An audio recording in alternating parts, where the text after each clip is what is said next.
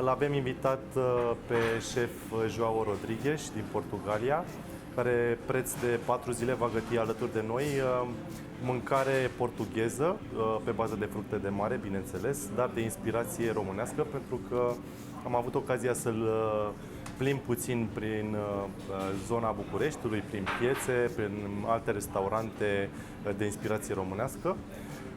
Și a venit cu foarte multe idei, a văzut foarte multe asemănări între cele două bucătării, portugheză și românească, și astfel a conceput un meniu special pentru acest eveniment care va continua și cu alte ambasade, pentru că o să începem cu Portugalia și apoi o să continuăm și cu alte țări din Europa. Welcome to Romania.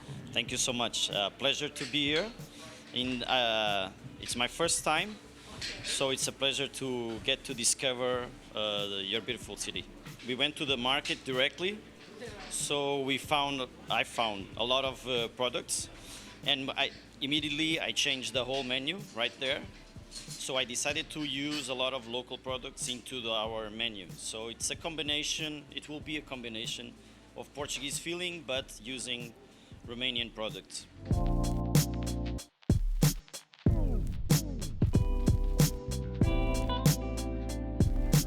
Here we have amberjack, cured in salt and citrus, with chives and lime, a little bit of fried bread, and some shallots. The idea is to, when you eat it with your hand, bite a little bit the lime to release the juices, so it will get a very citric and fresh feeling. Servirea se desfășoară ca într-o poveste. În bucătăria deschisă, cei doi șefi pregătesc preparatele rând pe rând, ca totul să fie proaspăt și la temperatura ideală. Fiecare dumicat în parte are o poveste și este prezentată la masa clienților. Începem cu un tartar de amberjack pe care l-am luat de la licitația de pește din Vila Foiosa. A fost tratat cu puțină sare, lime zest, coajă de lime și lime juice. A pus o emulsie de chives și niște ceapă pe care a ținut-o în apă rece doar ca să-și lase din puterea aia. What we have here? These are very traditional thing in Portugal called pastel de bacalhau. Pastel means cake, a sort of cake.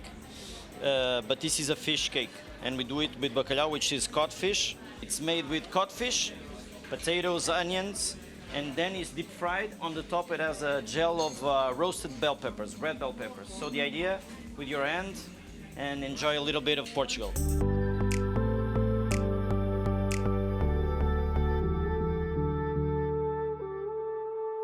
Alex, vrei să mă ajuți tu să-mi spui ce avem acolo în farfurie? Da, este o salată de conopidă cu năut. E un fel de hummus, dar și năut proaspăt. Și pentru că e un joc despre texturi, hummusul arată foarte asemănător cu alunele de pădure și sunt și alune de pădure. Dar ce bine miroase! Doamne, dacă ați putea să simțiți mirosul, miroase foarte bine. What do we have here?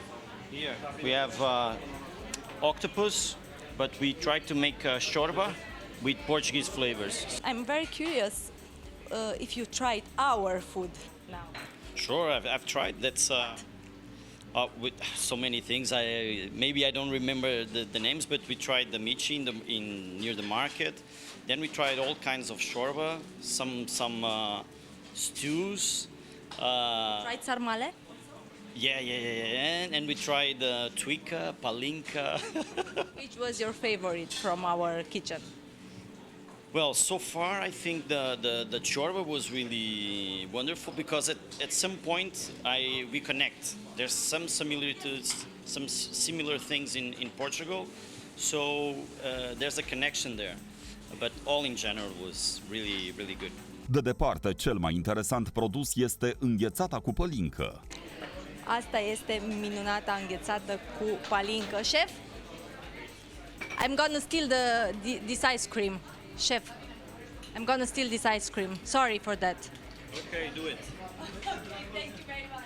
Thank you. O fur, gata, am plecat cu înghețata. V-am pupat.